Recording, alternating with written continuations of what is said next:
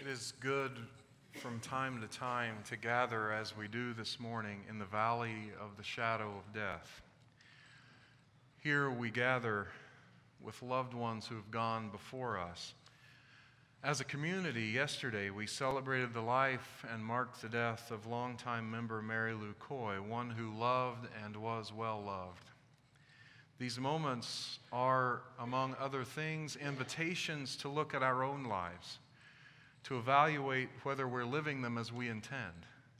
As Saul Bellows said, death is the dark backing a mirror needs if we are to see anything.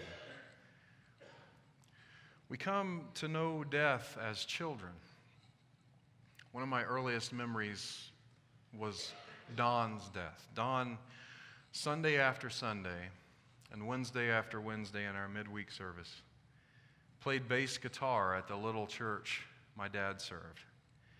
Every congregation needs somebody who's as faithful as Don. The cue to begin our worship service was Don leaning. He had an amplifier that was about that tall. He would lean it back against the wall, I assume, so that the sound would carry.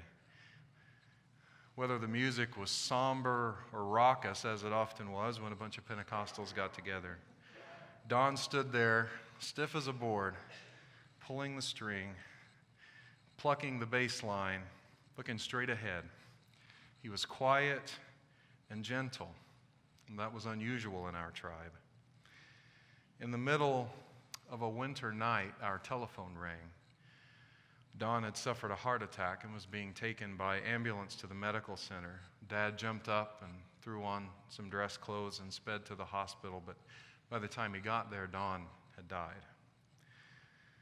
My brothers and I sometimes went with Dad to Day and Carter Funeral Home, this big white mansion of a building with viewing rooms in the back and waiting rooms to the left and right, men to the left, women to the right as you walked in. When the boredom of sitting for hours at a wake overcame me, I would go hang out in the men's waiting room where someone was inevitably puffing a cigarette. It was like being an adult, smoking cigarettes by proxy and listening to the families remember their loved ones, sometimes crying, but more often, or just as often, laughing, telling stories about better times. But seeing Don in a coffin was a brand new kind of shock for me. I understood now that someone could be with us one moment and gone the next. All the talk about heaven didn't do anything to help that. But just as much, I think in some way, as a young boy, I began to understand that I would be there someday too. If it could happen to Don, it could happen to me. We all come to that realization at some point. The easiest thing to do, and the worst thing, is to put the thought of our own mortality out of our minds. Our culture of perpetual youth is happy to help if that's the path we choose. I saw a commercial a few days ago for a new National Geographic show about scientific advancements upcoming.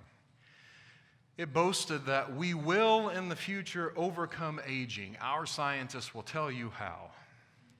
Forgive me if I have some doubt. In place of the promise of youth, I offer a simple statement. Not new knowledge by any means, but somehow shocking just the same. You will die. I will die. We will, each of us, be here one day and be gone the next. And all our lives, we walk in that shadow, sometimes knowing, sometimes not. There are lots of schools of thought as to how to deal with that reality, of course. One of my son's namesakes is Marcus Aurelius, who was emperor of Rome from 161 CE until he died. He was also a Stoic philosopher. He wrote and thought a great deal about death. In fact, the Stoics encouraged their followers to meditate regularly on their own deaths. In the sentences I'll read now from Marcus Aurelius, sentences which may seem harsh in places, he offers advice on thinking about death. He says, think continually. How many physicians are dead after often fretting over the sick? How many astrologers, after predicting with great pretensions the death of others? How many philosophers, after endless discourses on death and immortality? How many heroes, after killing thousands? And how many tyrants who have used their power over men's lives with terrible insolence as if they were immortal? And how many cities are entirely dead? Pompeii and Herculaneum and innumerable others. Add to the total all whom you have known, one after another. One man after burying another has been laid out dead, and another buries him. And all this in a short time. To conclude, always observe how ephemeral human beings are. Okay, I told you Marcus Aurelius could be a little harsh. But there's a reason he wants us to remember that death will come for us too. A reason he thought we should really grasp that truth in our spirits. Here's the conclusion of that meditation. Knowing all that stuff, he says, then pass through this little space of time in the way of nature and end your journey in contentment, just as an olive falls off when it is ripe, blessing nature who produced it and thanking the tree on which it grew. Be like the cliff against which the waves continually break, but which stands firm and tames the fury of the water around it. End quote. I might soften that a little and say that when we stop avoiding death, the deaths of our loved ones and our own certain deaths, what is truly important seems to move to center stage. Stoicism doesn't make death easy to accept. Nothing will. No book, no surgery, no diet plan. And if making death palatable is our pursuit, then we're on a fool's errand. But knowing well my mortality, living with it deep in my spirit, may deepen my gratitude for a loving partner, for a congregation full of people like you, for one more gorgeous autumn sunrise. I know then that I only have so long to live the life I want, a life whose main purpose and sustenance is love, and that I'd better get on it. One of the great Unitarian Universalist ministers of our time, Reverend Forrest Church, was dying when he wrote the book Love and Death in 2008. I was just coming to Unitarian Universalism in the years during which an increasingly frail Forrest Church toured the country, talking about being in the grips of the process of dying and still living fully in those trying days. In that book, he wrote, "My love has been far from perfect. My first wife will attest to that, and many others, I'm sure, whom I have somehow disappointed along the way. To all I have hurt here, I beg forgiveness, even as I freely offer my forgiveness to the handful of people who have hurt me along life's way. I don't beg shamelessly for forgiveness," he wrote, "but I welcome it, knowing that I can accept myself completely only if I embrace the forgiveness of others, beginning with my wife and children, whom I deeply yet imperfectly love. That said, will my love live on forever? I believe so. And your love too. It will certainly live on after your death, continuing to touch from heart to heart long after you've gone. We know from experience that our indifference, cynicism, and hurt feelings leave little mark. The world quickly sloughs off our complaints against it. But love it, and someone somewhere will remember." We mark this time of year as a time to remember loved ones who have died. People have done this for centuries. Of course, we spend a great deal of time building walls between us and the place of the dead. Our culture seems to have decided it's best to keep the dead away from us. But this morning we do the opposite. We ask them to come near to us. We are, in our spirits on days like this one, something like a child. When we lived in Indiana, our cat became something of a warrior.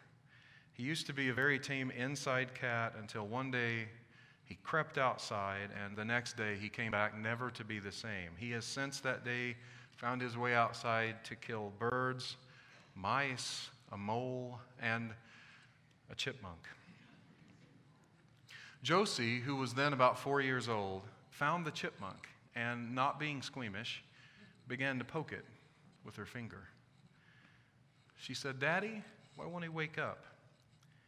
Now, my desire to be super parent here sent alarm bells ringing. This was an important teaching moment, and I had read books about this moment. And I believe, I must say, in helping children understand death at the level they can engage it. I'd read that one of the best ways to introduce death to children is to talk about dead animals when you come across them. So we stood over the recently departed chipmunk and talked about its fate. I said, "It's dead, Josie, and that means it can't run around the yard anymore. It can't make noise anymore. It can't eat anymore. It can't do the things it used to do now because it's dead." And she said, "Will it get awake again?" Well, no, never again. That's what dead means. And Josie stood still for a minute, and then she looked around and found a deflated ball near her, and she covered the chipmunk with it, like she was tucking it into bed, the edge of the deflated ball right under its chin. And she said, "There, now he's comfortable." Well, after I scrubbed her hands with a vengeance,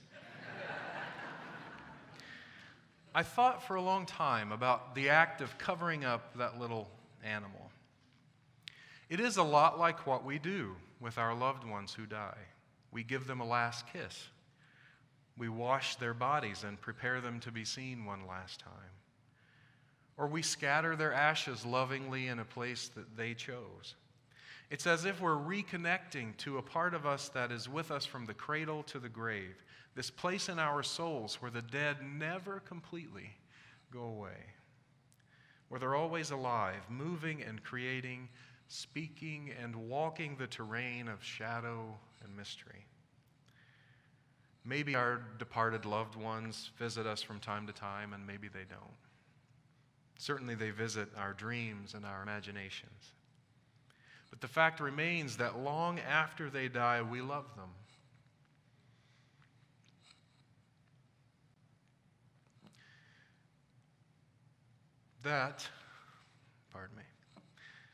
Whether or not they wander vast spaces in the other world or walk on streets of gold or are reincarnated, they live on in us in the form of a story they told or a food they love to cook or the holiday they most love to celebrate. To put it another way, though they're dead, we still have a relationship with them. And in our spirits, they somehow do live. And universalism has always reminded us that someday we'll join them. We share a common destiny. We who are so busy now will rest. We who are running now will be stilled. And here, I think, is the lesson death has for us in the form of a poem, We're Running, by Lucille Clifton. Running, and time is clocking us from the edge like an only daughter. Our mothers stream before us, cradling their breasts in their hands. Oh, pray that what we want is worth this running. Pray that what we're running towards is what we want. Today we've invited the spirits of our dearly departed to be among us. In the shadowy worlds of our spirits, may they wander, reminding us of times of love and celebration and connection. As we begin our departure from this holy place, inspired by their presence to live fully, we vow to honor the lives of these, our loved ones, by remembering as often as we can that one day we will join them, and by living well until that day. Amen.